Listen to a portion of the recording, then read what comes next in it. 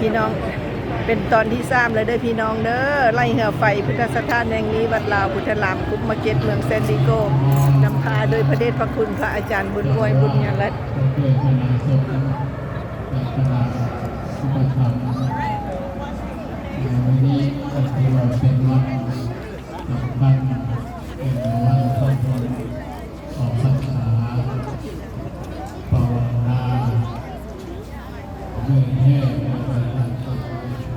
ตอนนี้ประชาสัมพันธ์อยู่ในขณะนี้แม่นเจ้าอธิการวัดพระอาจารย์บุญอ้วนบุญญาฤทธิ์พี่น้องแสดงความดีใจปลื้มปิติยินดีที่เห็นพี่น้องมามากมายพอสมควรพี่น้อง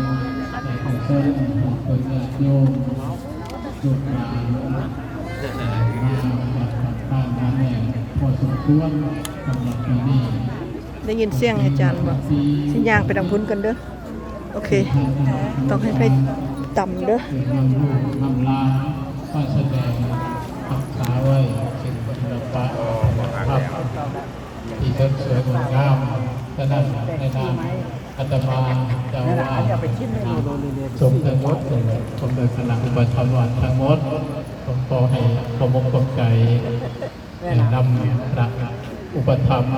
ลูกหลานยิ่งตั้งใจทุกคนเลยช่วยกันรักษาจารีตที่คล้องประเพณีขอวัดเป็นขึ้นศูนย์กลางที่เขารวมจิตใจเลย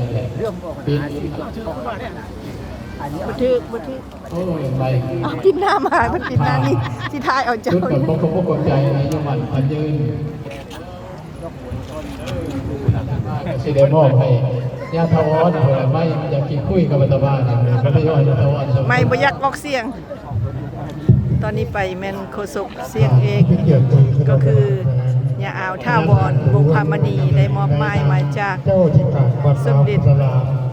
เจ้าเป็นเอาปฐกถาเพื่อให้บรรดาพ่อแม่ญาติพี่น้องลูกหลานของเขาทุกทุนนาในโอกาสต่อไปนี้ก็ขอเชิญได้เข้ามาในคอนเดอร์เอาวางแล้วบอกเขาหน่อยโดยทายไล่แล้วเอาอาจารย์วางแล้วประทันได้เห็นซ้ำ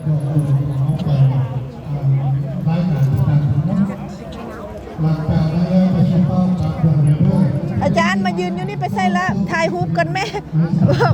อาจารย์ถ่ายรูปก่อนนี่มาโดยซอรี่ยืนอยู่นี่Can you move back little bit baby เอาออกมาริมาทีวีได้ยืนอยู่นี่ก่อนโดยเขาหน่อยนิมนต์ยืนทางนี้เดี๋ยวจะทางพูนมาอาจารย์คำจันนิมนต์เขาหน่อยอาจารย์คำจันนิมนต์มันออกทีวีได้ตัวนี้นะออกมาริมาทีวีอยู่หันไรเพื่อนเห็นยับเข้ามาโดยลูกเอาก่อน1 2 3โดยอันนี้มันเข้ากองตัวนี้โดยในขณะนี้แมนพระอาจารย์ญาทานเจ้าอธิการวัดบุญอ้วนบุญญาฤทธิ์เนาะเป็นเจ้าอธิการพุทธสถานแห่งนี้วัดลาวพุทธรามคุปมาร์เก็ตเมืองแซนดิโกและท่านรองของเพิ่นอาจารย์คำจันทร์ดาวสว่างท่านรองต่อไปอีกเนาะเป็นสมาชิกอยู่ในวัดนี้คือการเป็นอาจารย์ผู้ที่มีบุญญาสมภารหมดทุกองค์ที่พี่น้องนำพามาก็ประธานก็เป็นพระอาจารย์บุญอ้วนบุญญาฤทธิ์เจ้าอธิการวัดพระอาจารย์คำจันทร์ดาวสว่างพระอาจารย์ทองพูนพรหมนิตเนาะที่ได้มีความปลื้มปิติยินดีเพิ่นได้ประกาศไปเมื่อตะกี้นี้บอกว่าดีใจหลายที่เห็นพุทธบริษัทมาในวัดพุทธสถานแห่งนี้ต่อไปก็ขอให้ได้มาเลยเด้อเพิ่นว่าจังซั่นเนาะแม่นบ่อาจารย์ขน้อยกราบนิมนต์เบาในหนึ่งได้ขน้อยเบาในหนึ่งได้ดีใจซ้ำได้ขน้อย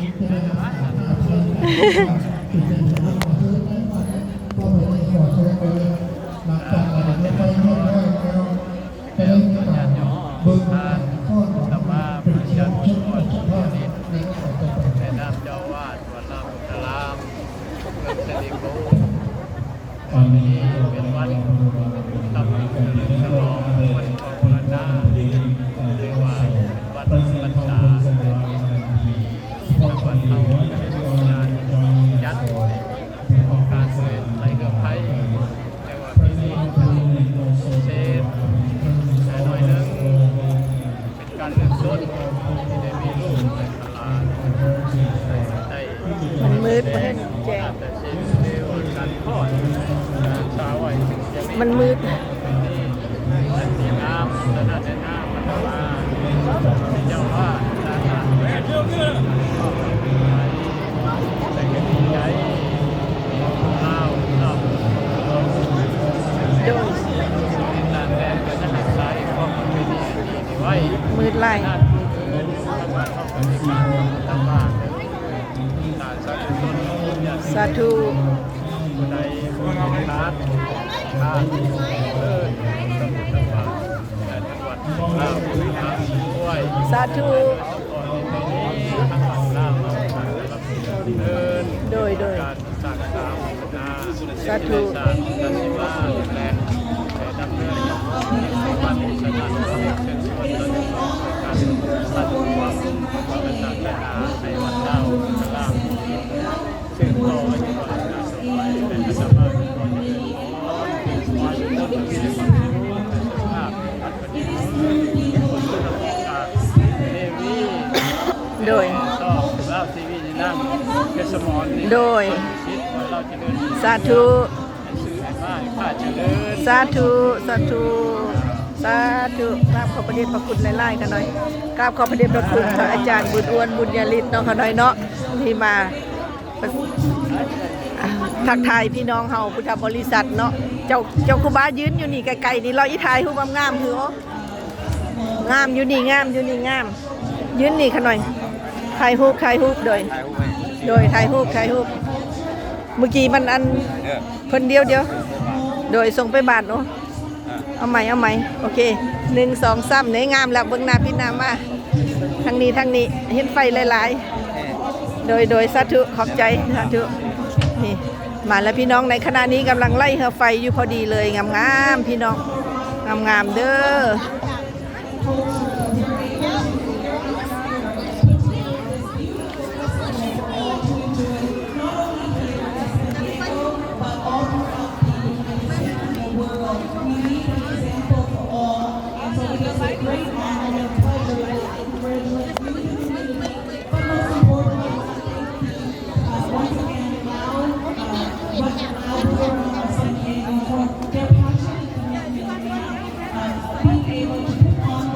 Ila, look over here, baby. Baby, look here. Look here.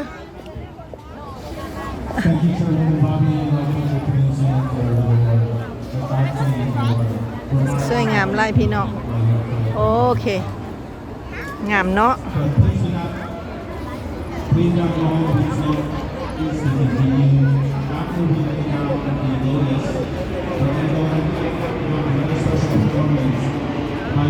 ไปงามเด้อพี่น้องเด้อ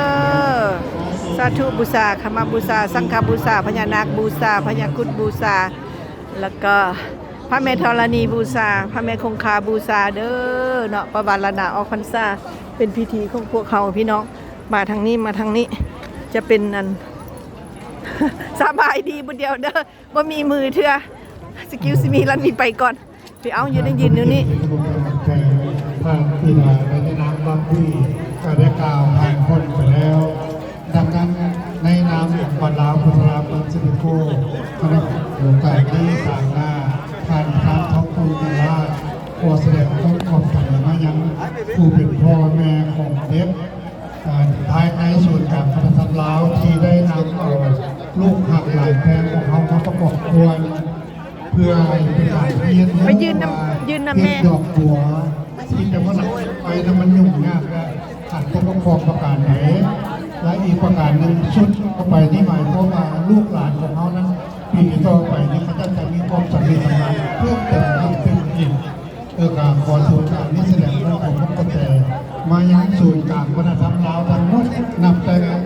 โบกเดือดเตอร์พร้อมลงอาหารทั้งคณะกรรมการทุกภาคส่วนที่ได้ที่การประกอบส่วนโดยเฉพาะการย้อนส่วนการวัฒนธรรม So handsome ที่ได้นำลูกน้ำหลานเข้ามาเพื่อจัดกำวัด อันนี้แม่นางบาร์บี้เนาะเป็นพี่น้องไทยห้วยทรายแขวงห้องคองมอแก้วห้องเฮาได้เป็นโฆษกหนึ่งในโฆษกผู้หญิงเสียงเอกอยู่ในเมืองเซนดิเอโกพี่น้อง หลังจากที่ได้ มีประสาสัมพันธ์อยู่ในคณะนี้แม่นอย่าเอาท่าวอนวงความมณีทึกมอบไม้มายำ ซื้อที่ต่างวัยกับบึงรายการพ่อ เจ้าเพิ่นได้มอบไม้ให้เป็นโฆษกเสียงเอก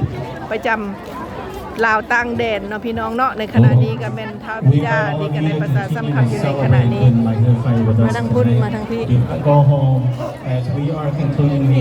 as we are finishing up the ceremony. We want to go ahead and let all of you stay to celebrate with as we have another special performance by Dr. Lap Silapakan. And while you're doing that, go ahead and support our food vendors and our merchants here all day to help the temple also. So we want to continue to thank you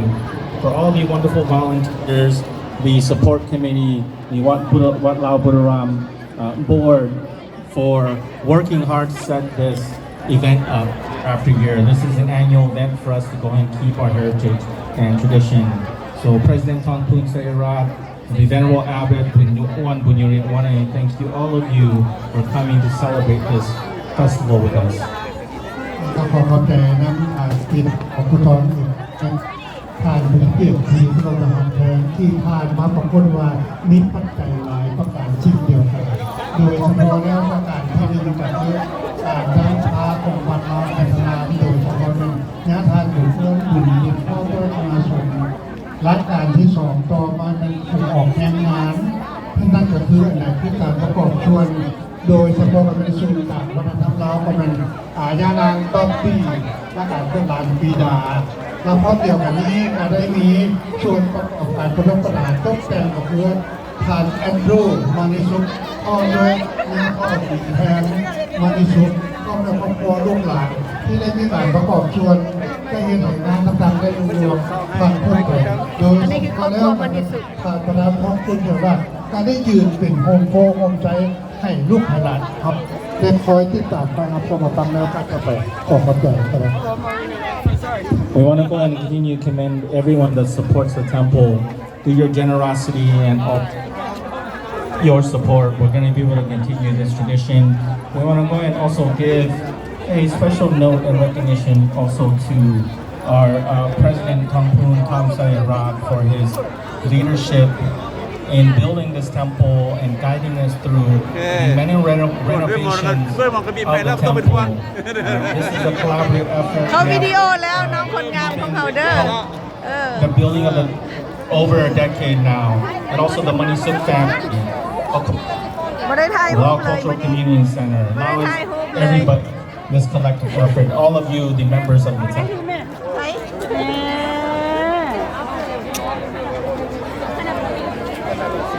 ว่าเจนพวกคนละมันยืนต่าง แต่พอเดี๋ยววันนี้ค่ะขอเชิญลูกหลานเขาที่ว่าเกิดไปเลยบ่ได้คนงามก้องก็งามเว้ยก้องงามไล่ จังหวัดเราเนี่ยมีการไหลเพื่อไฟในวันนี้อาจจะเป็นมือตะปิดของครอบครัวของลูกของหลานของเขาที่ได้มาห้องไปอยู่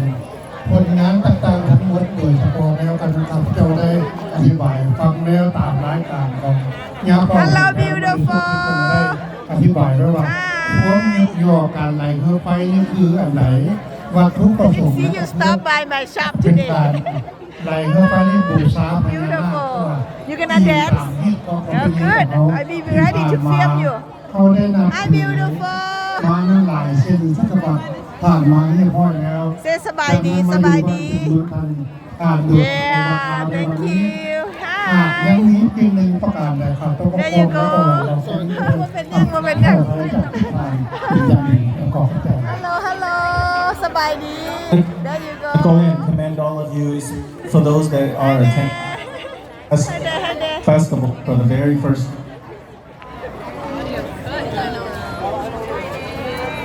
มาทางนี้ก่อนสบายดีสบายดี Commend all อั of นนี้ you, คณะกรรม especially การ those อุปถัมภ์ that วั are ดเด้อ attending this festival. อย่าแม่ผู้ที่ต่อไปบุญกันทินแม่นอย่าแม่นี่เด้อเนาะพี่น้องมาร่วมกินร่วมทานนำเด้อ ต่อมาเนาะมีบุญหลายๆทั้งเซนดิโก้เฮาเด้อเนาะวัดลาวพุทธลามเด้อนี่นะพี่น้อง To celebrate the Naga or Panyanak, which is considered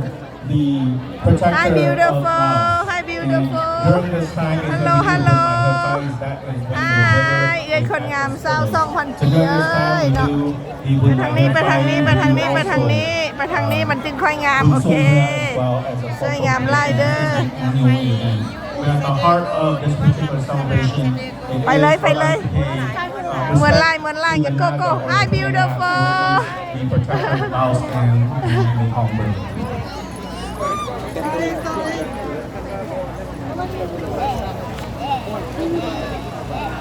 นี่พี่น้องยังมีอยู่เด้อ Dr. Lab Silapakon, please prepare for Layo your fai next mượt văn lao performance. Buddha Lam Dr. đi Lab nong đơ. Silapakon, please prepare for your next performance.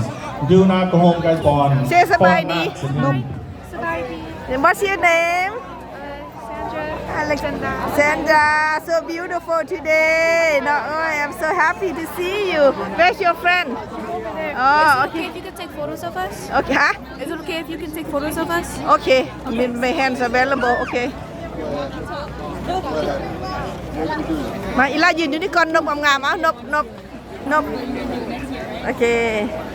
ประธานทองพูนดีใจบ่ประธานทองพูน ดีใจหลาย เนี่ยยืนนี่ประธานทองพูนเนี่ยไปโอเค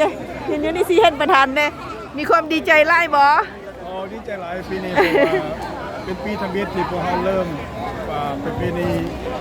ลอยกระทงด้วย แล้วมีการฟ้อนนำเนาะ จะมีการโชว์ก่อนลูกหลานของพวกเรา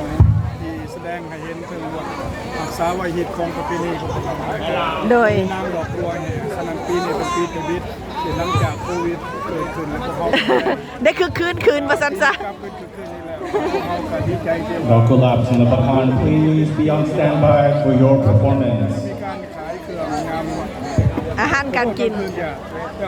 ขอโทษนี่นาคงจะมากหน้าหลายตาเพิ่มขึ้น โดย ก็ขอแสดงความเคารพใจต่อเราสุขวัฒนธรรมและก็เรา SP และก็ลูกหลานที่ว่าได้มาเรียนมาเรียนเกี่ยวกับเรื่อง building ลาวอันนี้เด้ ดอกบัวเนี่ยมาที่ซุปพอร์ตทางตัวเฮามาศาสนาน้อยเองก็บ่มีสิ่งใดก็ขออวยพรให้ใส่แก่พวกพี่แม่พี่น้องที่มารวมในงานวันนี้ขอแต่ความสุขความเจริญปรารถนาสิ่งใดขอให้ได้สมความมุ่งมั่นปรารถนา สาธุขอบใจนำประธานทองพูนสัญลักษณ์ประธานอุปถัมภ์วัดลาวมาหลายสมัยแต่ว่าเป็น1สมัย2สมัยเป็น3สมัยแล้วพี่น้องนำพาวัดพระอาราธสร้างพุทธสถานแห่งนี้อันสวยงามที่โอโหงก็เป็นประธานทองพูนเท่านี้เด้อ ซิมเฮาแล้วล่ะผู้ค้าก็สิได้พักผ่อนแล้ว พักผ่อนแล้วบ่คะได้ พักผ่อนแล้วเพราะว่าซิมเฮาก็ใกล้สิได้แล้วเพราะว่า All right, are you all ready for a special performance from เอาไปไว้ Dr. Lab โดย Silapakon? เพิ่นสร้างพุทธสถานแห่ง Let's นี้ do that, guys. Let's ที่ show โอ them โห some งนี้ก็แม่นสีไม้ลายมือ encouragement. ของ Know ประ that ธาน they've ทอง been พูนต่อไป practicing สิได้สร้างพุทธ a สี very มา long อีก time ทั้ง for พู this นเด้อ event, พี่ this น้องเด้อ special ผู้ใจบุญ performance. ผู้มีบุญ We have ทั้งหลาย some ที่อยากอนุโมทนาทานดอน1 2ดอนก็แล้วแต่เด้อมาร่วมอนุโมทนาทานนำกันพี่น้องขอขอบใจนำประธานทองพูนหลายๆกันหน่อยสาธุโดย นั่นก็เป็น So ความ let's ดี show งาม them ประธาน some ทองพูน encouragement. We have some new performers. We have some เอาพี่น้องมาพบปะกัน more อีกต่อไป seasoned อย่าลืมกดติด performers, ตาม but ให้ they've สอน been แซ่บเด้อ practicing ต่อไปสิได้ฟ้อ for นต่อ many ราย months การ for ต่อ this ไป special พี่น้อง performance.